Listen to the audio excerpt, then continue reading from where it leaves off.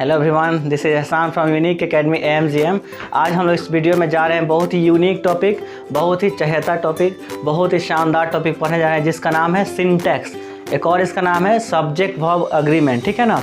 तो इससे पहले कि स्टार्ट करें क्लास, सबसे पहले मैं हर बार की तरह एक बार फिर बताना चाहता हूँ, अगर आप वीडियो पे नए हैं तो सबसे पहले चैनल को सब्सक्राइब कीजिए और प्लेलिस्ट में जाइए। बहुत सारा टॉपिक्स है जो कि एग्ज़ाम से रिलेटेड, कॉम्पिटिटिव एग्ज़ाम हो या बोर्ड से एग्ज़ाम हो, सबका वीडियो मैंने डाल रखा है। जाकर पहले उसको देख लीजिएगा और उसके बाद इसको भी देखिएगा ज़रूर। और वीडियो अच्छा लगेगा तो लाइक कर दीजिएगा और शेयर कर दीजिएगा और उन तक ज़रूर पहुँचाइएगा जिनका एग्ज़ाम होने वाला है। ठीक है ना। तो चलिए हम लोग शुरू करते हैं आज का टॉपिक जो कि है सिंटैक्स। इसमें बहुत ही ज़्यादा कन्फ्यूजन रहता है और हर कोई गलती कर देता है बनाने में। ठीक है ना। इसका एक और नाम है सब्जेक्ट वर्ब अग्रीमेंट। ओके, तो सिंटैक्स बोले या सब्जेक्ट वर्ब अग्रीमेंट। सबसे पहले थोड़ा सा 1 मिनट 2 मिनट लगेगा, ये थोड़ा सा इसका डिफिनीशन देखिएगा, मतलब ये आखिर है क्या। उसके बाद हम लोग क्लास को आगे बढ़ाएंगे। सब्जेक्ट वर्ब अग्रीमेंट यानी कि कोई भी आप सेंटेंस लिखिएगा, जैसे मान लीजिए हम लिखते हैं कि she is very rich, suppose कीजिए, तो ये एक सेंटेंस है। इस सेंटेंस देखिए एक हमको सब्जेक्ट है, हालांकि ये प्रोनाउन है पार्ट्स ऑफ स्पीच के अनुसार, लेकिन सब्जेक्ट हो गया और ये आपका वर्ब है, ये आपका एडवर्ब है और ये आपका एडजेक्टिव है। कहीं ना कहीं सेंटेंस पार्ट्स ऑफ स्पीच भी सही बना रहता है, लेकिन अभी हमको देखना है सब्जेक्ट वर्ब का तालमेल। तो ये सब्जेक्ट है और ये इज है। तो सपोज कीजिए कि ये सी इज का एग्रीमेंट हो रहा है कि नहीं, यानी कि सेंटेंस करेक्ट हो पा रहा है कि नहीं। अगर सपोज कीजिए हम इसको लिखते हैं कि सी आर वेरी रिच, तो एक बात बताइए आप कि ये सब्जेक्ट और वर्ब में तालमेल बैठा, अग्री किया? नहीं ना किया, क्योंकि सी के साथ क्या होता है, इज लगता है, सिंगुलर वर्ब लेता है सी। तो ये भी और ये भी दोनों का अग्रीमेंट रहना चाहिए, तालमेल होना चाहिए, तभी जाकर सेंटेंस करेक्ट होगा और हम बोल सकते हैं कि सब्जेक्ट और वर्ब का अग्रीमेंट बिल्कुल सही हुआ है। ठीक है ना। यही तो है सिंटैक्स। अब बहुत तरह हो सकता है, इज एम आर को हमको फ़र्क जानना है, फिर हमको हैज हैव का फ़र्क जानना है, फिर हमको वाज वर का फ़र्क जानना है, कहाँ कहाँ क्या लगेगा। हालांकि सब आप जानते होंगे, लेकिन हम लोग देखिए और तरह से पढ़ेंगे, जो रूल्स देखेंगे। फिर हमको ईच एवरी के साथ रूल जानना है, फिर हमको not only debtors but also का रूल जानना है। तो कहने का तो बहुत सारा हम लोग इस वीडियो में देखेंगे जो आप नहीं जानते होंगे। ठीक है ना। ये नहीं सवाल है हैज़ हैव तो आई के साथ है, वो तो आप जानते होंगे। देखिएगा हम रूल देखे जाने के जो एग्जाम है हमेशा पूछा जाता है, उस पर हम फोकस किए हैं। ठीक है। तो चलिए हम लोग वीडियो शुरू करते हैं, अपने पहले रूल की तरफ बढ़ते हैं बिना देर के हुए। यानी कि समझ गए ना क्या हम लोग करने जा रहे हैं, यही चीज़ हम समझने जा रहे हैं इस वीडियो में। ठीक है।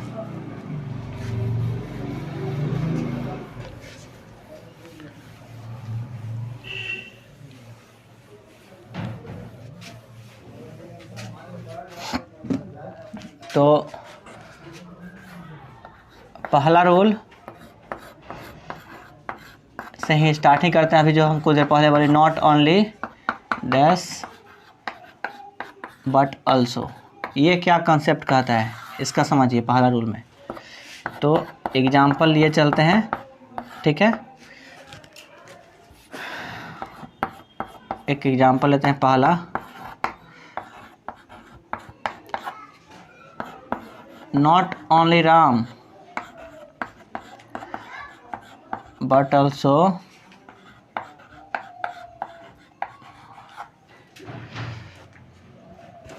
Shyam has come। Okay.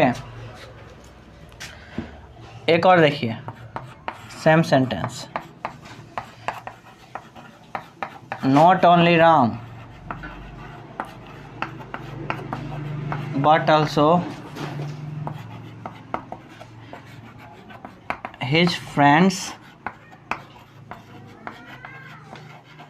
have come। ये हमने 2 एग्जाम्पल लिखा। देखिए पहले हम लोग हिंदी समझते हैं। नॉट ओनली राम, केवल राम ही नहीं, इसका हिंदी देखिए, केवल राम ही नहीं but also Shyam has come, केवल राम ही नहीं श्याम भी आया है। ठीक है ना। केवल राम ही नहीं बल्कि श्याम भी आया है। ये देखिए not only Ram but also his friends have come, केवल राम ही नहीं बल्कि उसके दोस्त लोग भी आए हैं। ये हिंदी हुआ इसका। अब हमको ये देखना है रूल क्या कहता है कि नॉट ओनली के बाद में चाहे आपका ये सिंगुलर हो, चाहे आपका इसमें प्लूरल भी हम ऑप्शन दे सकते हैं। मतलब यहाँ पे राम एंड श्याम भी हम कर सकते हैं। तो यानी कि यहाँ पे अगर आपका नॉट ओनली के बाद प्लूरल सिंगुलर कुछ भी हो सकता है, हमको इससे वर्ब पे फ़र्क नहीं पड़ेगा। एक यहाँ पे वर्ब हैज़ यूज हुआ है, एक हैव यूज हुआ है, ठीक है। बट ऑल्सो के बाद हमको देखना है, ये मेन रूल हम समझना चाहते हैं आपको। बट ऑल्सो के बाद यहाँ पे श्याम है इसलिए हैज हो गया। यहाँ पे बट ऑल्सो के बाद क्या था, हिज फ्रेंड्स था जो कि प्लूरल में था, तो ये प्लूरल सब्जेक्ट हो गया प्लूरल। तो प्लूरल सब्जेक्ट के साथ प्लूरल वर्ब आएगा, इसलिए यहाँ पे हैज ना हुआ, क्या हो गया, हैव हो गया। कन्फ्यूजन दूर हुआ। फिर से सुन लीजिए कि नॉट ओनली के बाद कुछ भी रहे हमको डजंट मैटर, उससे हमको मतलब नहीं है। बट ऑल्सो के बाद का सब्जेक्ट देखना है। तो ये बट ऑल्सो के बाद हमको श्याम मिला तो इसलिए हैज किए थे। अब बट ऑल्सो के बाद हिज फ्रेंड्स था इसलिए हैव किए थे, ठीक है। तो उम्मीद करते हैं पहला रूल आप समझ गए। चलिए हम लोग दूसरा रूल की तरफ।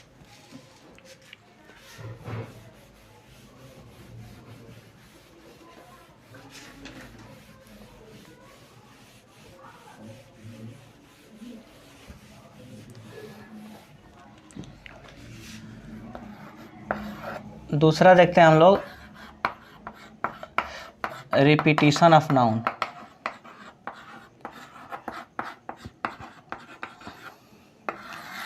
यानी कि सेम नाउन का रिपीटिशन हो रहा है, ठीक है ना।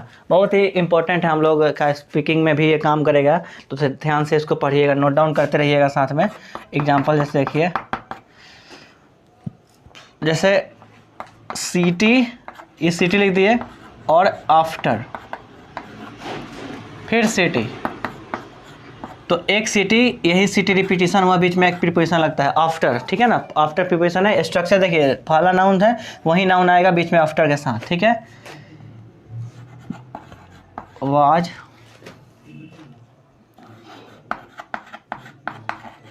डिस्ट्रॉयड, एक सेंटेंस है, city after city was destroyed, ठीक है ना। अब हमको यहाँ पे क्या पकड़ना है, एक और एग्जांपल तो समझाते हैं। रिवर आफ्टर, फिर वही नाउन आएगा रिवर,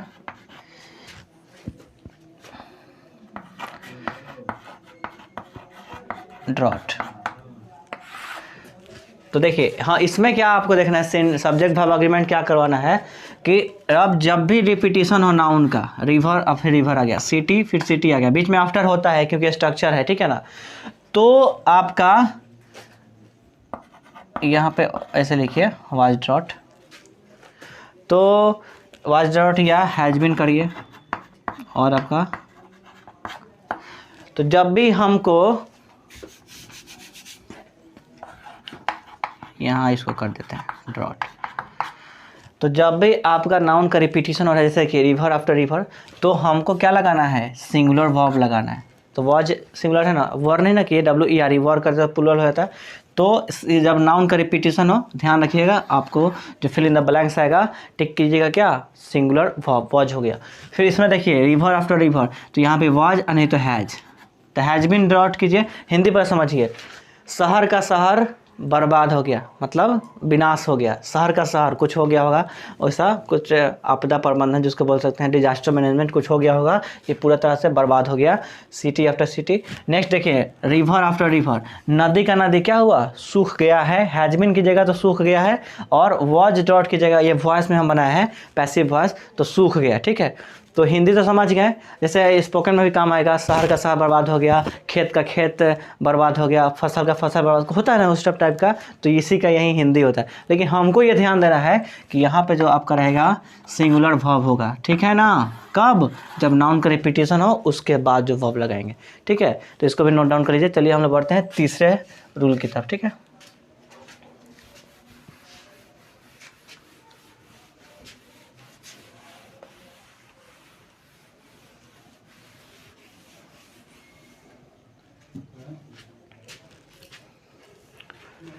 तीसरा रूल देखिए,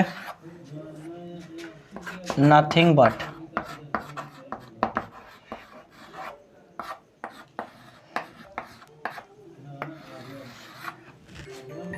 नथिंग बट हम लोग चलिए पढ़ते हैं। एग्जाम्पल देखिए,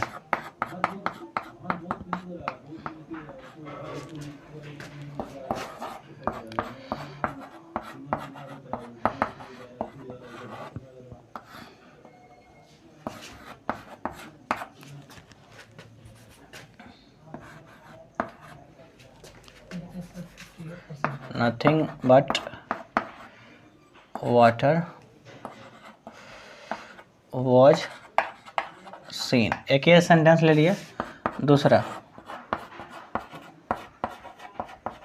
थोड़ा सा एडवांस है बाबू, लेकिन बहुत ही इजी है सब, ऐसा ही क्लिक करता है हमेशा एग्जाम में पूछता है।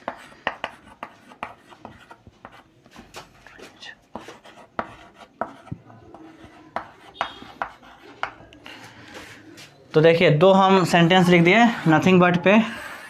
हो सकता है कि आप ये पहली बार देख रहे होंगे, ठीक है। चलिए हम समझने की कोशिश करते हैं नथिंग बट का कंसेप्ट क्या है।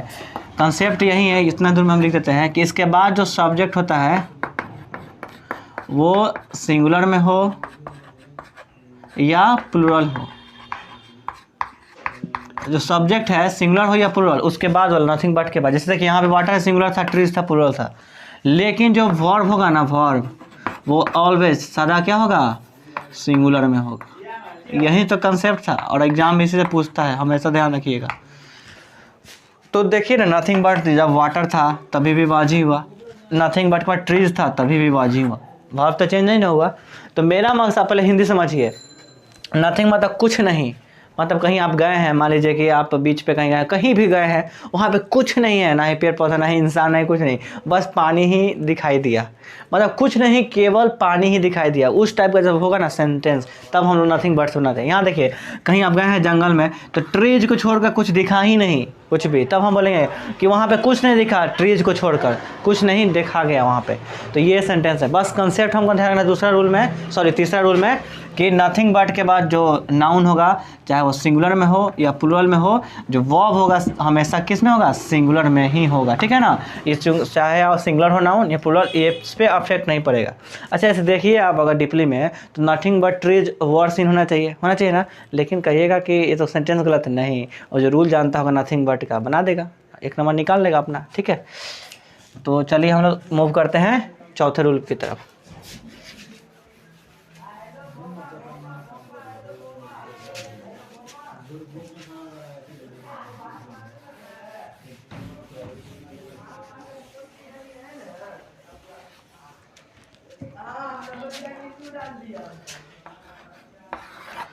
देखिए प्लूरल एडजेक्टिव हम लोग देखते हैं। ये आपको याद आ जाएगा, जो अगर मेरा आर्टिकल का वीडियो देखे होंगे ना द का, उस पे ही लिंक है, ठीक है ना, याद उनको आ जाएगा। देखिएगा प्लूरल एडजेक्टिव एग्जांपल देखिए। सपोज कीजिए एडजेक्टिव हम एक गुड लेते हैं, ठीक है, या पुअर लीजिए और आपको अच्छे से कंसेप्ट आएगा। पुअर, इसके पहले हम द लगा दिए, ठीक है। तो हम बताए थे द लगाने से, कोई एडजेक्टिव के पहले अगर द लगा जाते हैं, सारा एडजेक्टिव नहीं, कुछ एडजेक्टिव है उसके पहले द लगाने से वो प्लूरल में आ जाता है। तो यहाँ पे क्या हो जाएगा, गरीब लोग, द पुअर आर ऑनेस्ट, गरीब लोग ईमानदार होते हैं, अगर बोलना होगा तो द पुअर आर ऑनेस्ट। अब पुअर है, पुअर देखकर ऐसा मत सोचिएगा कि इज होना चाहिए, यहाँ पे आर हो जाएगा, क्यों, क्योंकि ये सब्जेक्ट आपका क्या हो चुका है, प्लूरल हो चुका है। उससे एक और एग्जाम्पल देखिए, मान लीजिए हम दरिज करते हैं, तो अब यहाँ पे क्या होना चाहिए बाबू, यहाँ पे गरीब लोग अगर बोलना होगा कि बेईमान थे, डिज ऑनेस्ट। तो एक आप बात बताइए कि दरिज से आपका तो सब्जेक्ट प्लूरल हो चुका है, धनी लोग, तो प्लूरल हो गया है, तो सिंगुलर क्या होगा, वर्ब नहीं ना लेगा, प्लूरल वर्ब लेगा। उसी तरह यहाँ देखिए द पुअर है, तो ऑलरेडी आपका सब्जेक्ट जो है प्लूरल हो चुका है, तो वर्ब भी प्लूरल ही होगा। समझ पा रहे हैं।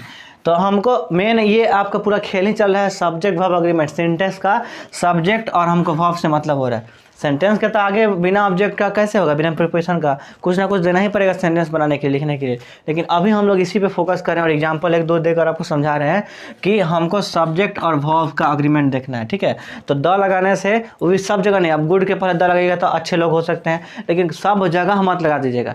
कहीं कहीं जैसे अमीर लोग, धनी लोग, किसान लोग, अभियंता लोग, डॉक्टर लोग, तो ऐसे टाइप का कुछ कुछ सेंस है जहाँ पे द लग जाने से प्लूरल हो जाता है ऑटोमेटिक, क्या आपका सब्जेक्ट जो होता है, और उसके साथ सिंगुलर वर्ब ना लगकर क्या लगता है, प्लूरल वर्ब लगता है, याद रखिएगा हमेशा। चलिए मूव करते हैं हम लोग पांचवें रूल की तरफ।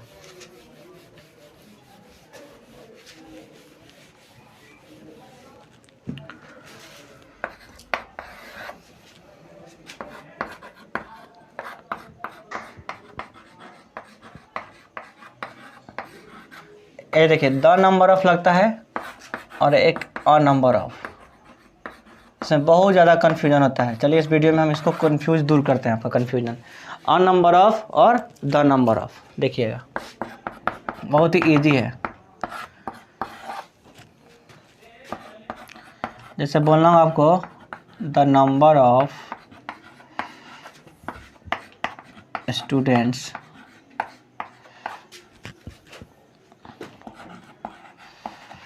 हैज बीन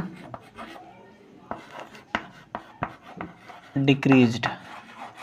अब देखिए यही सेंटेंस को हम जब लिखेंगे अ नंबर के साथ, अ नंबर ऑफ स्टूडेंट्स, अब यहाँ पे हैज बीन ना होकर क्या हो जाएगा, हैव बीन। एक और थोड़ा एग्जाम्पल लेते हैं हम लोग।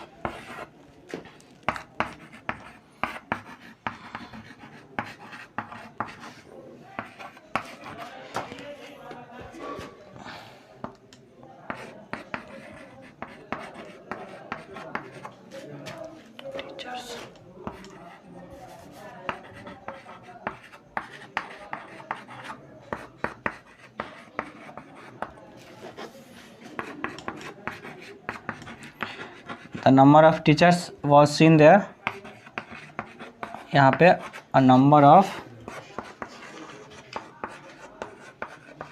teachers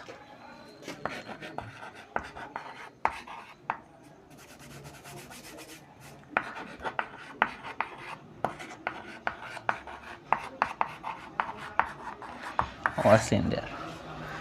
तो देखिए हम लोग सीखे क्या है इस पांचवें रूल से, द नंबर ऑफ और अ नंबर ऑफ में क्या कन्फ्यूजन होता है। तो ज़्यादा कुछ कन्फ्यूजन नहीं है, मीनिंग भी सेंटेंस का सेम ही होता है। देखिए the number of students has been decrease, मतलब जो विद्यार्थियों की संख्या है उसका क्या होता है, डिक्रीज हो गया। डिक्रीज मतलब कम, इंक्रीज मतलब ज़्यादा। तो जो विद्यार्थियों की संख्या है उसमें क्या हुआ है, डिक्रीज हुआ है, कमी आ गया है, ठीक है। उसका भी सब मतलब वही, number of students have been decrease. देखना ये है कि द नंबर क्या लेता है, यहाँ देखिए तालमेल सब्जेक्ट वर्ब का, तो सिंगुलर हो गया। फिर अ नंबर देखिएगा आकर क्या हो जाएगा, है, प्लूरल हो गया। तो यानी कि हम लोग देखें क्या कि जो यहाँ पे लिख देते हैं कि जब अ नंबर होगा तो प्लूरल वर्ब लेता है, ठीक है। और अगर द नंबर होगा, हमेशा याद रखिए, तो वर्ब क्या होगा, सिंगुलर। समझे कि नहीं, नोट डाउन कर लीजिएगा। उसी तरह इसका हिंदी कीजिए, the number of teachers was seen there, मतलब जो शिक्षकों की संख्या है मतलब उसमें देखा गया वहाँ पे, ठीक है ना, पैसिव वॉइस में बना है। और जो टीचर्स का जो संख्या है वहाँ पे देखा गया, लेकिन अंतर देखिए मीनिंग तो सेम है। अब ऑन नंबर ऑफ यहाँ पे देखिए वर्ब क्या ले लिया है, वर्ड ले लिया है, और ये द नंबर ऑफ टीचर्स यहाँ पे सिंगुलर वर्ब लिया है। तो यहाँ पे सिंगुलर वर्ब द नंबर है तो, और ऑन नंबर है तो प्लूरल वर्ब हो गया। तो यही कंसेप्ट था किसका, पांचवा रूल का, ठीक है। तो हम लोग आज 5 ही देते हैं क्योंकि छोटा वीडियो बनाते हैं, आप लोग को भी अच्छा लगेगा। फिर इसका तुरंत हम वीडियो लेकर आएंगे पार्ट 2। तब तक के लिए पूरा 5 रूल रिवीजन कर लीजिएगा। फिर हम लोग खास रूल्स के साथ आएंगे। अभी सिंटेक्स ख़त्म नहीं हुआ है, तब तक वेट कीजिएगा। और वीडियो पसंद आएगा तो लाइक कर दीजिए, और जो अगर कुछ समझ में नहीं आया तो भी कमेंट कीजिएगा, ठीक है। कमेंट कीजिए और जितना ज़्यादा शेयर कीजिए सब लोग को पहुँचाइए, ठीक है। तो मिलते हैं हम लोग नेक्स्ट वीडियो में। Thank you for watching, bye bye.